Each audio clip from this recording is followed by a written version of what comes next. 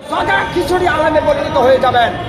আমরা জামাত ইসলামকে সম্মানের আসনে দেখে, যে জামাত ইসলামের আমির ছিল বিশ্বনন্দিত মুফাসসির কুরআন আল্লামা দেলোয়ার হোসেন সাঈদীর হাতে গড়া জামাত ইসলামকে আমরা ভালোবাসি মতিউর রহমান নিজামীর মতো একজন আদর্শ নেতার কারণে, এবং আমরা চরমনাই পীর সাহেবকে নিয়ে তর্ক বিতর্ক থাকতে পারে, যেহেতু আমি আলেম না, আলেমদের নিয়ে সমালোচনা আমি করতে চাই না। তবে মনে করি চরমনাই পীর সাহেব, সৈয়দ রাজাউল করিম এবং ফয়জুল করিম আপনাদেরকে দুটি কথা স্মরণ করিয়ে দিতে চাই। আপনারা বৈষম্য বিরোধী ছাত্র আন্দোলনে এদেশের মানুষের পক্ষে ছিলেন, কিন্তু ফ্যাসিস্ট শেখ হাসিনার আমলে আমি কিছু বক্তব্য শুনেছি, ওই বক্তব্যগুলো জনগণ ভালোভাবে নেয় নাই। কারণ আপনাদের মধ্য থেকে বলা হয়েছিল শেখ পরিবার নাকি আল্লাহর ওলিদের বংশ।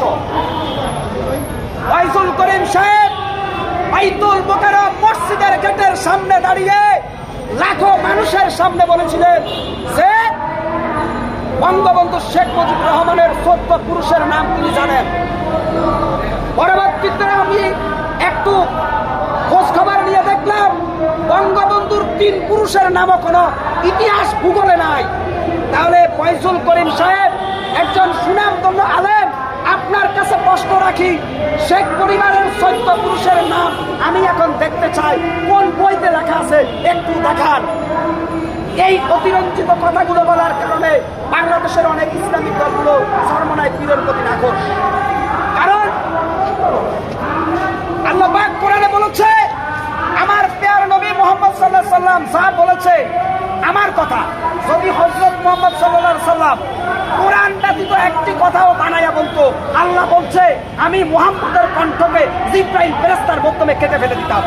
কত বড় শক্ত হুঁশিয়ার দিছে আল্লাহ। নবীকেও ছাড়তেন নাই, বলছে আমার নবী যদি আমার অনুমতি ছাড়া একটি বাক্য লিখতো, আমি জিবরাইল ফেরেশতার মধ্য দিয়ে সেই মুহাম্মদের হাতকে শক্ত করে চেপে ধরতাম। সেখানে আমার নবী কোনোদিন নিজেই কথা বলেন নাই, আল্লাহ পাকের অনুমতি ছাড়া। সেখানে বাংলাদেশের অনেক আলেম দেখেছে মন গড়া বক্তব্য দিচ্ছেন হাদিস এবং কোরআনের রেফারেন্স ছাড়া। কেন ভাই? অবশেষে আসবো জামাত ইসলাম এবং চরমনাই পীর সাহেব, যেহেতু আপনারা ঐক্যবদ্ধ হয়েছেন, আপনাদের দিকে জাতি তাকিয়ে আছে একটি শান্তির বার্তার অপেক্ষায়। বাংলাদেশে অনেকেই বলতেছেন যে আমরা আওয়ামী লীগের ক্ষমতা দেখেছি, বিএনপির ক্ষমতা দেখেছি, ইসলামিক দলের ক্ষমতা দেখি নাই। একবার ইসলামিক দলকে আমরা ভোট দিয়ে দেখি তারা কি করে। তাহলে আমি মনে করি রাজনীতির মাঠে আগামী দিনে বিএনপির শক্ত প্রতিদ্বন্দ্বী হচ্ছে বাংলাদেশের ইসলামিক দলগুলো। এতে করে বিএনপি হেরেও যেতে পারে। আমি বিএনপির ভাইদের বলবো, দয়া করে থামুন। বিএনপির সাইনবোর্ডের নিচে যেসব হাইব্রিড নেতা আছেন, লক্ষণ ভালো না। তারেক জিয়া লন্ডন থেকে বার্তা দিয়েছে, কোনো কাজ হচ্ছে না, আপনারা বেপরোয়া গতিতে লাগামহীন ভাবে আপনারা কাজ কারবার চালাচ্ছেন বিএনপির নাম ভাঙিয়ে। হিতে বিপরীত হতে পারে। বাংলাদেশ জামাত ইসলাম যদি সকল ইসলামিক দলগুলোকে নিয়ে এক প্ল্যাটফর্মের নিচে আসে, তাহলে বাংলাদেশের আগামী নির্বাচনে ইসলামিক দলগুলো 200-র বেশি সিটে জয়লাভ করার একটা সম্ভাবনা তৈরি হয়ে গেছে।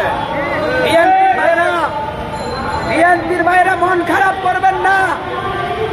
এবার আর রাতে ভোট হবে না, এবার আর কারচুপির নির্বাচন হবে না, এবার হবে অবাধ, সুস্থ, নিরপেক্ষ নির্বাচন। যদি আপনারা জনগণের সাথে ভালো ব্যবহার না করেন, আমার বিএনপির ভাইয়েরা, জনগণ ভোটের মাধ্যমে আপনাদেরকে প্রমাণ করে দিবে যে জনগণ কোনো ফ্যাসিজমকে ক্ষমতার মস্তনে দেখতে চায় না। অতএব বিএনপির ভাইয়েরা, আমার বাংলাদেশ জাতীয়তাবাদী দল বিএনপির ভাইদের বলছি, জনগণের সাথে সম্পর্ক তৈরি করুন। ভয় দেখিয়ে নয়, উস্কানি দেখিয়ে নয়, তারেক জিয়ার বার্তাকে বুকে ধারণ করে জনগণের সাথে সম্পর্ক তৈরি করে। আর না হলে